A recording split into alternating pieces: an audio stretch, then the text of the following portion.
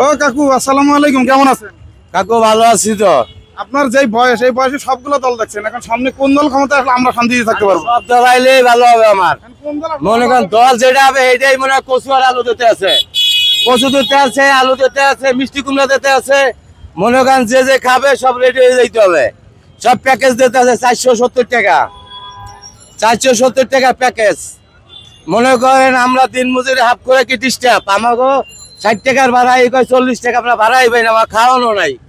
আমরা দিন আনি দিন খাই, আমার কোনো খাওয়ানি নাই। বর্তমানে অবস্থা আমাকে বহুত খারাপ। হাইকোর্টে দেখেছি খালেদা জিয়া আর ওই যে শেখ হাসিনা দুজনে মিলে বলে আবার যুক্তি করতে আছে, এরা বলে আবার একত হইতে আছে। হাইকোর্টে কইছে, আমি শুনেছি, নিজের চোখে আমি খেপ লয়ে গেছিলাম, সেই যে নামাই দিয়ে আবার আইছি অন্যতে ঘুরা না। আচ্ছা না, খালেদা জিয়া আর হাসিনা চুক্তি করতেছে, আপনি শুনলেন কিভাবে? আমি তো হাইকোর্টে শুনে আইছি, এটা হাইকোর্টের কথা। হাইকোর্টে আমি খেপ লয়ে গেছি, এই যে আমার রিক্সা, হাইকোর্টে গেছি, হাইকোর্টে যাই শুনে আইছি আমি। উকিল, মুক্তার, ব্যারিস্টার সবাই ওই যে খাড়াই স্লোগান দিতে আছে। না হইলে আমি জানলাম কি করে। ঘুরাই দেন, আরেক জায়গা দেন। সামনে কোন দল ক্ষমতা আসলে বাংলাদেশের মানুষ একটি দুর্নীতি ও চাঁদামুক্ত দেশ পাবে বলে আপনি বিশ্বাস করেন? জাতীয়তাবাদী বিএনপি আসলে এদেশের সবকিছু ভালো হয়ে যাবে এবং আমাদের দ্রব্যমূল্য যে দাম সেগুলা কমে যাবে এবং এই সরকারকে সবাই চায়, বিএনপি সরকারকে সবাই চায়। এবং আমার মা খালেদা জিয়া বিনা দোষে, উনি কোটি কোটি টাকার মালিক, উনি কিভাবে 2 কোটি টাকার জন্য আজকে কত বছর জেলে ছিলেন। আজকে দেখছেন আল্লাহ বলছে যে ধৈর্য ধরো, ধৈর্যের ফল হবে।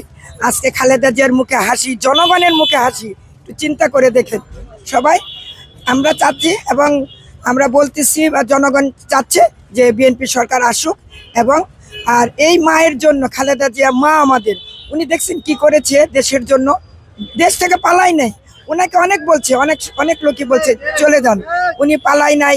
উনি এই সরকার এই দেশে ছিলেন এবং এ দেশে থাকবেন। উনার একটা ছেলে মারা গেল, আরেকটা ছেলেকে উনি দেখেন নেই। উনি বলছে এ দেশের যত জনগণ সবাই আমার ছেলে, আমার মেয়ে।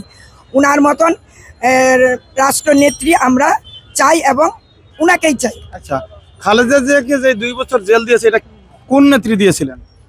এটা তো হাসিনা দিয়েছিলেন। সেই হাসিনাকে কেন আবার আপনারা নির্বাচনে নিয়ে আসতে চাচ্ছেন? ওমা, আর বিএনপি নির্বাচন নিয়ে আসতে চাচ্ছে যে আসুক, উনাকে যদি জনগণ দেয় তাহলে পাশ করবে, আর জনগণ না দিলে উনি পাশ করবে না।